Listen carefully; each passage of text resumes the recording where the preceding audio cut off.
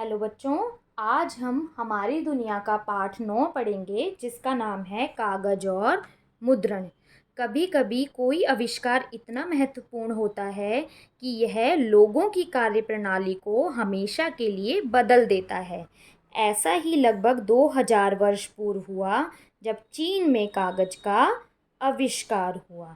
ठीक है, तो जब भी होता है किसी चीज़ का आविष्कार तो क्या होता है कि भाई कोई काम हमारे लिए बहुत मुश्किल होता है और आविष्कार होने के बाद वो हमारे लिए कैसा हो जाता है, आसान हो जाता है।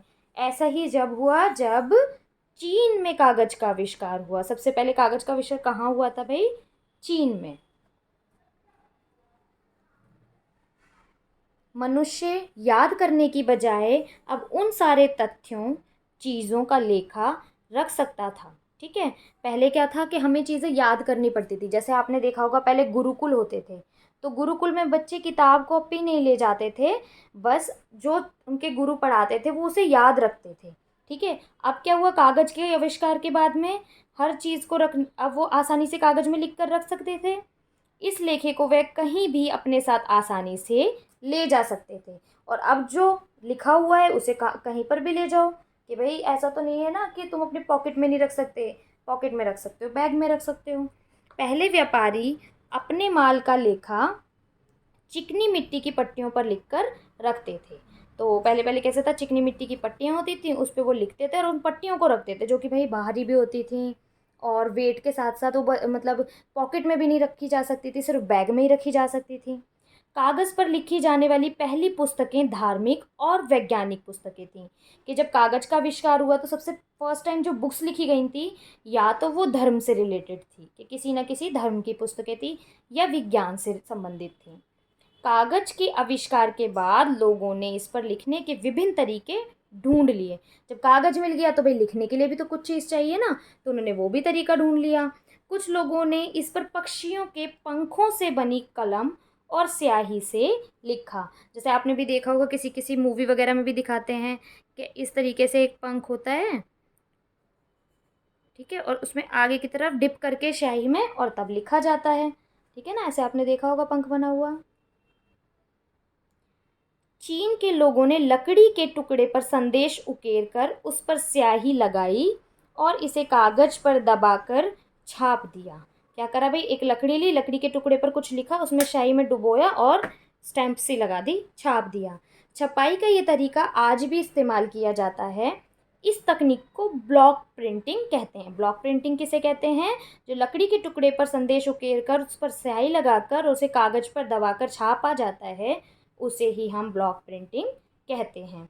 चीन वासियों ने इसी तकनीक से दुनिया की पहली कागजी मुद्रा भी छापी। कि भाई जब पहली बार कागज़ पर मुद्रा छापी गई थी वो भी ब्लॉक प्रिंटिंग से ही छापी गई थी।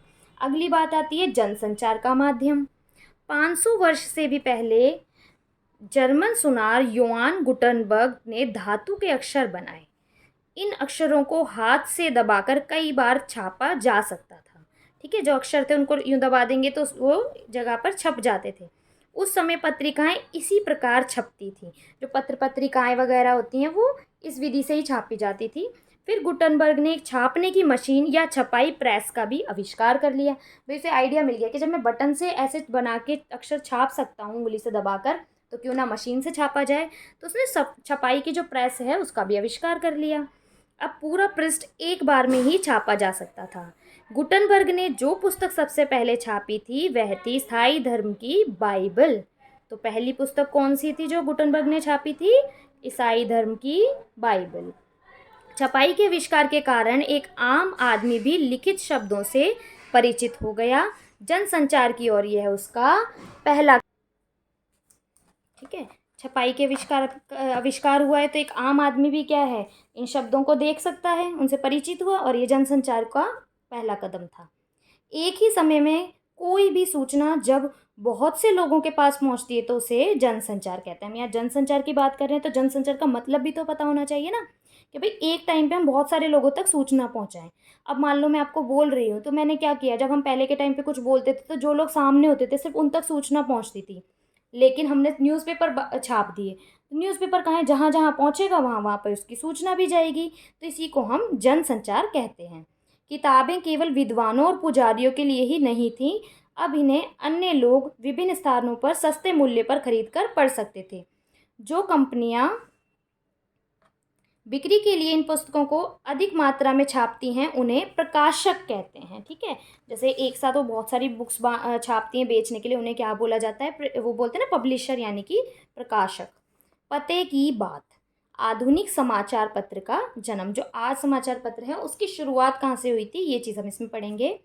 छपाई के आविष्कार के बाद समाचार पत्र छपने लगे। इससे जनसंचार का एक महत्वपूर्ण साधन शुरू हुआ। हमारे महान स्वतंत्रता सेनानी समाचार पत्रों द्वारा अपने विचार जनता तक पहुंचाते थे। महात्मा गांधी ने यंग इंडिया पत्रिका और हरिजन समाचार पत्र का संपादन किया। कौन कौन से पत्रिका और समाचार पत्र छापे थे महात्मा गांधी ने? यंग इंडिया नाम की पत्रिका और हरिजन नाम का समाचार पत्र। अब संचार के लिए क्या आविष्कार हुए थे? आदि मानव ने गुफा की दीवारों पर औजार से खरोंच कर चित्र बनाए। फिर चिकनी मिट्टी की खोज हुई और लोगों ने मिट्टी की पट्टियों पर लिखना शुरू किया। लिखने के लिए पहले पेन बांस से बनाए जाते थे। किस चीज़ के बनते थे? बांस से। ठीक है, जिससे कलम भी बनती है, हमारी कलम बोलते थे जो। लोग बांस के टुकड़े को एक तरफ से नुकीला बनाकर उसे निब का आकार देके काटते थे। इस तरह से छील के ना आगे से बांस को निब का आकार देते थे और स्याही में डिप कर करके उससे लिखते थे। पक्षियों के पंख से बनी कलम सबसे प्रचलित कलम थी। इनका प्रयोग लगभग 1000 वर्षों तक होता रहा। बत्तख और हंस जैसे विभिन्न पक्षियों के पंख से ही इस प्रकार की कलम बनती थी। अब है अनोखी स्याही। एक चीनी दार्शनिक ने 4000 से भी अधिक वर्ष पूर्व स्याही का आविष्कार किया। यह भारत में बनाई जा रही स्याही की तरह ही थी। भारत में प्राकृतिक रंगों को बनाने की एक लंबी परंपरा है। भारत में ये रंग नील, जो हमारे घर में देखते हैं हम कपड़े वगैरह में यूज़ होता है, नील, हल्दी के पौधे, पलाश के फूल इत्यादि तथा लोहे और कांसे जैसी धातुओं से बनाए जाते थे। साधारण पेंसिल का रंग कैसे हुआ? जो हम पेंसिल यूज़ करते हैं वो कैसे बनी थी? क्या तुम जानते हो जिस पेंसिल का तुम प्रयोग करते हो इसका आविष्कार 500 वर्ष पूर्व हुआ था? इंग्लैंड में ग्रेफाइट नाम के नर्म पत्थर की खोज हुई। एक पत्थर था, चट्टान थी जिसका नाम था ग्रेफाइट, वो देखा गया। और जब इसे कागज़ पर लिखते थे ना तो कुछ भी बनाते थे, चित्र वगैरह, वो बन जाता था। चित्र बनाने के लिए प्रयोग में लाया जा सकता था, परंतु ग्रेफाइट बहुत नर्म था, लिखते समय जल्दी ही टूट जाता था। कई बार आपने देखा होगा पेंसिल ज़्यादा शार्प कर ले तो थोड़ी नोक बड़ी हो जाती है, तो जब लिखते हैं तो वो टूट जाती है क्योंकि वो बहुत ज़्यादा सॉफ्ट होती है। तो उसके लिए क्या इन्होंने टेक्निक यूज़ की? फिर इसे लकड़ी के 2 टुकड़ों के बीच बांधकर प्रयोग में लाया। अब ये पेंसिल है ना, ये लकड़ी के 2 टुकड़े हैं, इसके बीच में ये क्या लगा देते हैं, जो इसकी ग्रेफाइट होता है वो लगा देते हैं। यह तरीका आज भी अपनाया जाता है। आज ग्रेफाइट को और अधिक मजबूत बनाने के लिए इसमें चिकनी मिट्टी मिलाई जाती है ताकि जल्दी से ये टूटे ना। अब पेन का प्रारंभ, यानी पेन कैसे शुरू हुआ है भाई पेंसिल के बाद? मनुष्य ने हमेशा अच्छे पेन और अच्छी स्याही बनाने के प्रयास किए। पंखों वाले कलम के बाद बॉल पॉइंट पेन के आविष्कार से पेन से स्याही निकलने का खतरा भी नहीं रहा। पहले क्या होते थे? पायरेट पेन होते थे, इंक वाले पेन होते थे। तो जब फाउंटेन पेन, जब वो पेन ऐसे उल्टे हो जाते थे ना तो सारे में इंक फैल जाती थी पेन की। लेकिन जब बॉल पेन आए तो बॉल पेन में इंक फैलने की कोई भी दिक्कत नहीं थी। 1960 में फेल्ट टिप पेन या फेल्ट पेन का आविष्कार हुआ था। वैसे तो अब बाजार में तरह तरह के पेन उपलब्ध हैं, परंतु क्या तुम जानते हो कि अंतरिक्ष में अत्यंत परिष्कृत पेन भी प्रयोग में नहीं लाया जा सकता? देखना, आप कभी ना लेट कर लिखने की कोशिश करना, पेन उल्टा हो जाएगा ना तो क्या होगा, इंक बैक साइड आ जाती है तो आप लिख नहीं पाओगे। और अंतरिक्ष में तो होता भी ऐसा है, ग्रेविटी नहीं होती तो क्या होता है, सब चीज़ें ऊपर की तरफ उड़ती हैं, ऐसे उल्टी हो जाती हैं, तो उल्टे होने से इंक पीछे आ जाती है, इसलिए उस पर लिखना बहुत मुश्किल होता है। और ग्रेविटेशन फोर्स नहीं है तो और प्रॉब्लम होती है इंक को। इन सब में स्याही निकल जाती है। ठीक है, पेनों की स्याही क्या निकल जाती है? ज़ीरो ग्रेविटेशन से। आखिर इसका उपाय एक बच्चे ने निकाला। वह अमेरिकी स्पेस सेंटर का भ्रमण करने गया। वह बोला, क्यों ना आप पेंसिल का उपयोग करें। अंतरिक्ष में लिखने के लिए अंतरिक्ष यात्री पेंसिलों का ही प्रयोग करते हैं। अब है कि टाइपराइटर कहाँ से आया? लगभग 130 साल पहले अमेरिका के एक इंजीनियर ने टाइपराइटर का आविष्कार किया। टाइपराइटर पर टाइप करना हाथ से लिखने की अपेक्षा तीव्र और साफ सुथरा था। आपने भी देखा होगा, हाथ से लिखते हैं हम थोड़ा स्लो होता है, टाइपिंग करते हैं तो जल्दी जल्दी लिख जाता है और एक जैसी राइटिंग आती है, साफ सुथरा होता है। इसीलिए साधन शीघ्र ही संचार में प्रसिद्ध हो गया। अगला है कंप्यूटर का आविष्कार। जब कंप्यूटर का आविष्कार हुआ तो पहले इसे केवल गणना के लिए कैलकुलेटर की तरह प्रयोग करते, यानी काउंटिंग करते थे सिर्फ। शीघ्र ही आविष्कारों ने इसका उपयोग इसके और भी उपयोग ढूंढ लिए, इसके अन्य उपयोग भी ढूंढ लिए। कंप्यूटर के कीबोर्ड में टाइप करना भी तीव्र था, क्योंकि कंप्यूटर का कीबोर्ड क्या है, नॉर्मल टाइपराइटर में टाइप करते हैं तो बटन से उंगली दर्द करती है, थोड़ा प्रेस करना पड़ता है, लेकिन कंप्यूटर का टाइपराइटर क्या होता है, थोड़ा सॉफ्ट बटन का होता है, वो ईजी होता है चलाना। आजकल बहुत से कार्यालयों में टाइपराइटरों का स्थान कंप्यूटरों ने ले लिया है। कंप्यूटर का उपयोग भवनों के डिज़ाइन बनाने में, लेखा रखने यानी रिकॉर्ड्स रखने में, किताब लिखने में और इनका डिज़ाइन तैयार करने में भी होता है, कि जब ये बुक्स बनी है ये भी आपकी कंप्यूटराइज्ड है, इसमें क्या डिज़ाइन डलेंगे ये सब भी कंप्यूटराइज्ड होता है। और तो और आपकी किताब भी कंप्यूटर पर लिखी गई है। कंप्यूटर में पूरे संसार को आपस में जोड़ने वाले एक नेटवर्क, जेट विमानों के परिचालन और करोड़ों पृष्ठों की सूचना संग्रहित करने के लिए कंप्यूटर का उपयोग होता है। जैसे जेट विमान जाते हैं इधर से उधर, तो क्या होगा, उन्हें कैसे पता लगता है किस डायरेक्शन में जाना है, कैसे जाना है, तो उनको गाइड किया जाता है नेटवर्क के हेल्प से, ठीक है। सैटेलाइट वगैरह हेल्प करती हैं, कंप्यूटर पर देखा जाता है। उसी तरीके से कुछ भी इकट्ठा करके रखना है तो कंप्यूटर में हम रख सकते हैं। कंप्यूटरों में भी अत्यंत तीव्र गति से सुधार हो रहा है। धीरे धीरे क्या होता है, हर चीज़ में सुधार होता है। हर कुछ महीनों के बाद कंपनियां नई, तीव्र और अत्यंत प्रभावशाली मशीनों का निर्माण कर रही हैं। क्या तुम जानते हो, अमेरिका और यूरोप की कंपनियां कंप्यूटर के प्रोग्राम बनाने के कार्य के लिए प्राय भारतीय कंप्यूटर इंजीनियरों को नियुक्त करती है। इंडिया के ही इंजीनियर वहाँ पर बुलाए जाते हैं। अब आ गया अभ्यास कार्य। तो क्वेश्चन आंसर में फर्स्ट क्वेश्चन है, कागज का आविष्कार किसने किया? तो हमने पढ़ा था चीन ने लगभग 2000 वर्ष पहले किया। कागज का आविष्कार महत्वपूर्ण क्यों था? क्योंकि अब मनुष्य सारी चीज़ों का लेखा एक साथ रख सकता था, जिन्हें पहले उसे याद करना पड़ता था। थर्ड क्वेश्चन है, छपाई प्रेस के आविष्कार से विश्व में क्या परिवर्तन आए?